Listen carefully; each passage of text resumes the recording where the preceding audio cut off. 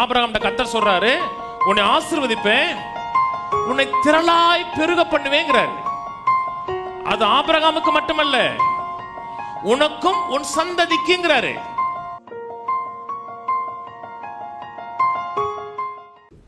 ஆண்டவர் ஒரு வார்த்தை வாயை திறந்து பேசுறாருன்னா அது கவனன்ட். பேசினாவே கவனன்ட், உடன்படிக்கை. சங்கீதம் 89:34 சொல்றார், என் உடன்படிக்கை மாற்றாமலும் என் உதடுகள் விளம்பினதை மீறாமலும் இருப்பேங்கிறார்.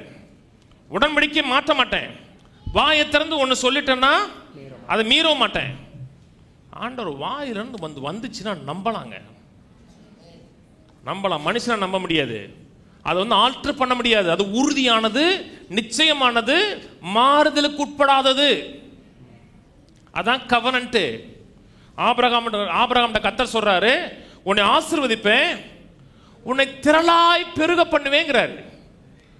அது ஆபிரகாமுக்கு மட்டுமல்ல, உனக்கும் உன் சந்ததிக்குங்கிறாரு. நீங்க ஆபிரகாமுடைய சந்ததியா? ஆபிரகாமுடைய சந்ததி. அது வெறும் பொருளாதாரம் மட்டும் இல்லைங்க, எல்லா ரீதியிலையும் பெருக்கம் அடையணும். அவன் படிச்சு பாருங்க, ஆபிரகாமுடைய லைஃப் படிச்சு பாருங்க. ஆபிரகாமுடைய வாழ்க்கையில சகல பகுதியிலையும் பெருக்கம் அடைஞ்சிருந்தான். இல்லைங்க, அது ஆபிரகாமுக்கு தானே கர்த்தர் சொல்லி இருக்கிறாரு? இல்ல, உனக்கும் உன் சந்ததிக்குன்னு சொன்னார். கலாத்தியர் 3:29 சொல்லுகிறது, நீங்கள் கிறிஸ்துவுடையவர்களானால் ஆபிரகாமுடைய சந்ததி. கிறிஸ்து உங்க வாழ்க்கையில் இருக்கிறாரா? இயேசுவை ஆண்டவரா ஏற்றுக்கொண்டிருக்கீங்களா? அவருக்குள்ள நீங்க வாழ்றீங்களா? அப்ப ஆபிரகாமுடைய சீடு நீங்க. பெருக பண்ணணும், திரளாய் பெருக பண்ணுவேன். எல்லா ரீதியிலையும் பெருகணும். அதை 24:1 சொல்லுகிறது, கர்த்தர் ஆபிரகாம் வயது சென்று முதிர்ந்தவனானான். கர்த்தர் ஆபிரகாமை சகல காரியத்திலும் ஆசீர்வதித்து வந்தார்னு அர்த்தம். எல்லா காரியத்திலும் அவனை பெருக பண்ணியிருந்தார்னு அர்த்தம். எல்லா ரீதியிலையும் பெருகிருந்தான். அது என் 12 சொல்றாரு, கர்த்தர் ஆபிரகாமை நோக்கி, உன் தேசத்தையும் உன் இனத்தையும் உன் தகப்பனுடைய வீட்டையும் விட்டு புறப்பட்டு நான் உனக்கு காமிக்கும் தேசத்துக்கு போ. நான் உன்னை பெரிய ஜாதியாக்கி உன்னை ஆசீர்வதித்து உன் பேரை பெருமைப்படுத்துவேன். நீ ஆசீர்வாதமாக இருப்ப. உன்னை பெரிய ஜாதியாக்குவே, உன்னை ஆசீர்வதிப்பேன். உன்னை ஆசீர்வதிப்பேன் என்ன அர்த்தம்? உன்னை பெருக பண்ணுவேன். ஆசீர்வாதம்னாவே எம்பவர்மெண்ட் பண்றது. அப்படியே வச்சுக்கோங்க. சங்கீதம் 115 வாங்க. சங்கீதம் 115 12ஆம் வசனம். கர்த்தர் நினைத்திருக்கிறார், அவர் ஆசீர்வதிப்பார். இஸ்ரவேல் குடும்பத்தாரை ஆசீர்வதிப்பார், ஆரோன் குடும்பத்தாரை ஆசீர்வதிப்பார். கர்த்தருக்கு பயப்படுகிற பெரியோரையும் சிறியோரையும் ஆசீர்வதிப்பார். கர்த்தர் உங்களையும் உங்கள் பிள்ளைகளையும் வர்த்திக்க பண்ணுவார். ஆசீர்வதிப்பார், அப்புறம் வர்த்திக்க பண்ணுவார். கர்த்தர் உங்களை ஆசீர்வதித்திருக்கிறாரா? ஆசீர்வதிக்கப்பட்டவர்களா? அப்பனா நீங்க வர்த்திக்கப்பட வேண்டும்.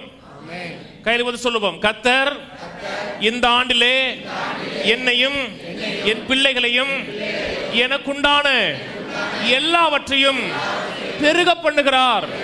இந்த ஆண்டு என் வாழ்க்கையின் ஒரு பெருக்கத்தின் ஆண்டு.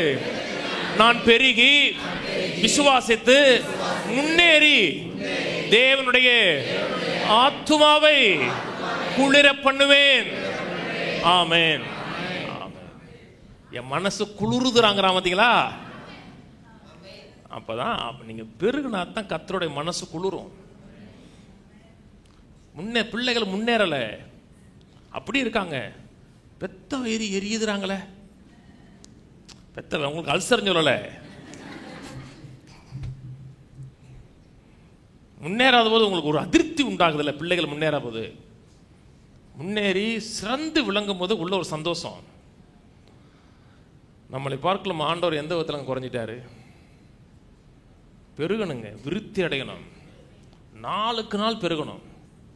மைண்டில் முதல்ல பெரிய வச்சிருங்க. 12ஆம் அதிகாரத்தில் அவன் ஆசீர்வதிக்கிறார். 13ஆம் அதிகாரத்தில் ஆபிரகாம் வெள்ளியும் பொண்ணு உடைய சீமனான். அடுத்த அதிகாரம் பெருகிட்டான், வேலை செய்யுது. எப்படி வேலை செஞ்சிருச்சு? இவன் ஒன்றும் பணத்தை தேடி போல, பணம் அவனை தேடி வருது. டோர் ஓப்பன் ஆகுது அவனுக்காக. ஆகணும், பொருளாதாரத்தில் பெருகணும், சிந்திக்கிறதுல பெருகணும். இத்தனை வருஷம் கவலைப்பட்டுக்கிட்டு இருந்தீங்க, இனிமேல் கவலைப்படக்கூடாது. சிந்தனையில் மாத்திரணும், பேச்சு மாறிடணும்.